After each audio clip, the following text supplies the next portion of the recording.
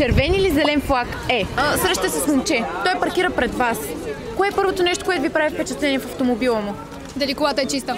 Дали е чиста? Да, честно казвам, дали е чиста и дали е поддържана. А интересува ли ви марка, цвят, нещо подобно? Няма значение. Не, наистина няма значение. А цвета на LED фаровете? Разбира се.